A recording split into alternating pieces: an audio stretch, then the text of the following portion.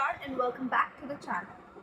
So we're reading this book called Biochemical Aspects of Neurological Disorders, which was first published in 1959, and it contains lectures given in 1957 and 58 at the Institute of Neurology, National Hospital, Queen Square.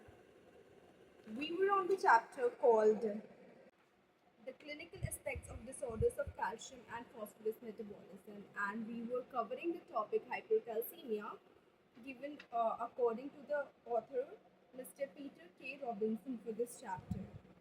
So we were basically discussing Trousseau's phenomenon in our previous 2 to 3 videos. So we'll be continuing with that. तो author का ये मानना था, उनके lecture में उन्होंने कहा था कि जो ट्रूजोस फिनोमिनन है हमेशा एक यूजफुल क्लिनिकल टेस्ट रहता है फॉर डायग्नोसिस ऑफ टेटनी, और मोस्ट कॉमनली वो इंडिकेट करता है कि there is reduction in amount of ionised calcium in the blood. और साथ साथ उन्होंने ये भी बताया कि इस टेस्ट के कुछ लिमिटेशंस हैं, जैसे कि जो हमने पिछली वीडियोस में डिस्कस भी किए हैं कि वो नेगेटिव हो सकता है जब कैल्शियम लेवल रिड्यूस्ड है, और जो ट्रूजोस फिनोमिनन है वो ब्लड की पीएच लेवल चेंज होने से भी हो सकता है, जैसे कि एल्केलोसिस के केसेस में होता है। जब ब्लड में एसिडोसिस होता है तो टेटनी बहुत बार मास्क हो जाता है, लेकिन सीरम चेंजेस या जो सीरम एग्जामिनेशन होता है उसमें वो विजिबल होता है टेटनी।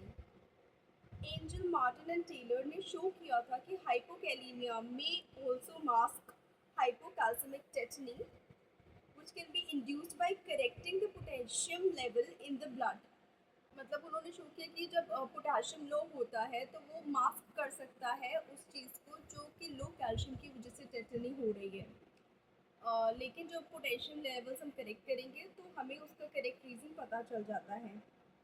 तो जो पोटेशियम लेवल रेज करके टेटनी इंड्यूस होता है या टेटनी का रूप सामने आता है, वो करेक्ट कर सकते हैं वापस से पोटेशियम लेवल कम करके या कैल्शियम लेवल्स को ठीक करके, यानी उनको रेज करके। लेकिन क्लिनिकल पिक्चर ऑथर के अकॉर्डिंग और भी ज़्यादा कॉम्प्लिकेटेड हो सकती है, और वो क्योंकि टेटनी जो है hypokalemia with normal calcium levels में भी हो सकता है, यानी लो पोटेशियम लेकिन जब कैल्शियम लेवल नॉर्मल है तब भी टेटनी हो सकता है। टेटनी जो है टेम्परेरीली एग्रेवेट हो जाता है by correction of this deficiency of potassium, यानी पोटेशियम के करेक्शन से एग्रेवेट हो सकता है यदि कैल्शियम लेवल्स लो हैं। एंड फर्दर टेटनी में भी present with normal calcium and a raised potassium, यानी hypokalaemia with normal calcium as well as raised potassium with normal calcium, दोनों केसेस में टेटनी देखा जा सकता है। Chalmers and others and Foreman and McKenzie उन्होंने सजेस्ट किया था कि टेटनी जो है इंट्रासेल्युलर पीएच या कैटायन कॉन्सेंट्रेशन की डिस्टर्बेंस की वजह से भी हो सकता है।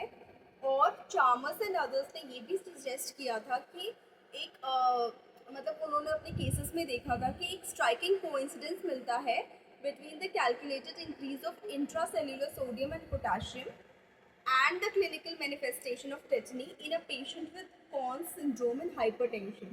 Conn's syndrome और hypertension से जो एक पेशेंट सफ़र कर रहे थे उसमें एक स्ट्राइकिंग कोइंसिडेंस देखा गया कि जो इंट्रासेलुलर लेवल है सोडियम और पोटेशियम के वो बढ़ गए, और क्लिनिकल मैनिफेस्टेशन जो है उस पेशेंट में टेटनी का पाया गया।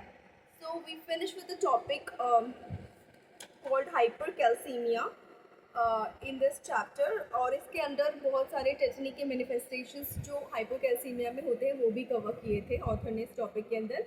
नेक्स्ट वीडियो में we will continue with changes in plasma concentration of phosphorus according to these lectures.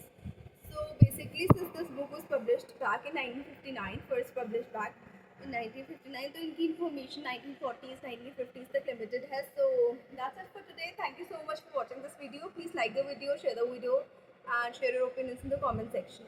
Thank you so much. Bye bye. Stay connected.